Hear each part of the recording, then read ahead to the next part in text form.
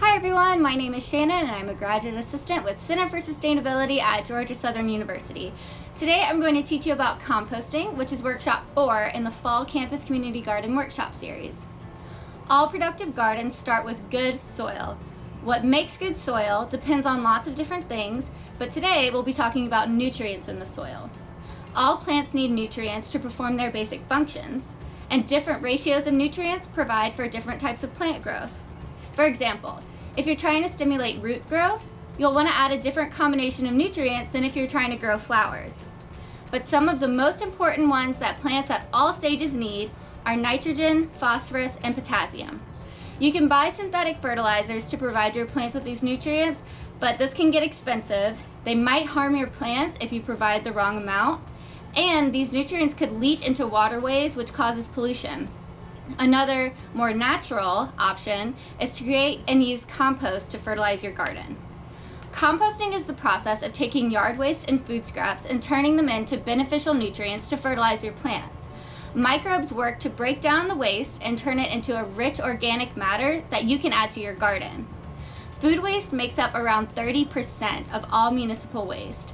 If food waste ends up in a landfill, that is the end of its life, and the energy from this waste is lost. If left in a landfill, food waste produces methane, which is a greenhouse gas that is a primary contributor to human-induced climate change. But if we compost food scraps, we're essentially recycling this waste and using it to benefit our garden. To compost, you will need brown waste, things like dead leaves and sticks to provide carbon, green waste, like table scraps and yard clippings to provide nitrogen, and you'll also need water and airflow. Ideally, you'll use a 3-to-1 ratio of brown to green waste for your compost. There's multiple methods for creating compost that include vermicomposting, which uses worms to break down waste, a static pile, which means that you have a pile of waste that you turn with a shovel for airflow, and that takes 3 to 6 months to break down, and in-vessel composting, where you add your waste to some sort of drum that allows for better control of environmental conditions.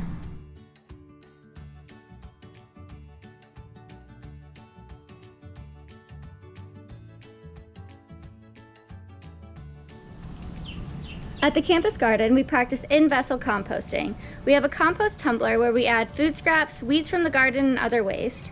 We add water and turn the compost 3 times a week, and this takes about 6 weeks to decompose into usable compost.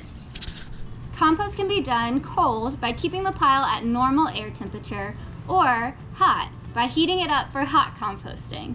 Our tumbler utilizes hot composting, so the temperature of our compost should stay between 130 and 160 degrees Fahrenheit. Add green materials if your compost is too cool, and if it's too hot, stop adding green materials until it cools down. You know that your compost is ready when it is dark and crumbly like topsoil, it smells earthy, you can't recognize the scraps that you added in, the pile itself has decreased in size by 50%, and it has returned to air temperature. Once you have harvested your compost, you can add it to the top of your garden or work it into your soil and watch as your plants thank you for it by giving you very healthy produce.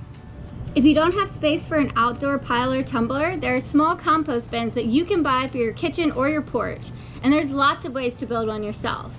Vermicomposting is also a great way to have a small composting operation at your home. You can purchase a worm bin or use a plastic storage bin or a wooden crate by poking air holes in the lid, and ideally you'll purchase worms specifically for composting. The best type are called red wigglers. You can try to use earthworms that you can find in your yard or garden, but these red wigglers are better for quick composting. So to assemble your worm bin, you'll add a bed of shredded newspaper or torn cardboard to whichever container you've chosen, and make sure to moisten it before adding your worms. Store the bin in an area that stays between 55 and 80 degrees Fahrenheit and that doesn't experience vibrations from washing machines or dishwashers or anything like that. And once your bin is set up, you can start adding food waste to feed your worms and watch as they start breaking things down and creating compost. Lots of things can be composted, but there are some things that you should never add to your compost pile. Don't add meat, eggs, dairy, fish, grease, fats, or oil to your compost because it'll give off a foul odor and it will attract pests. Never add pet waste, even if you have compostable waste bags, because it can contain parasites and germs that you don't want in your compost. You also want to leave out any plant trimmings that are diseased or have had pest problems, because the diseases and the pests could transfer to your compost.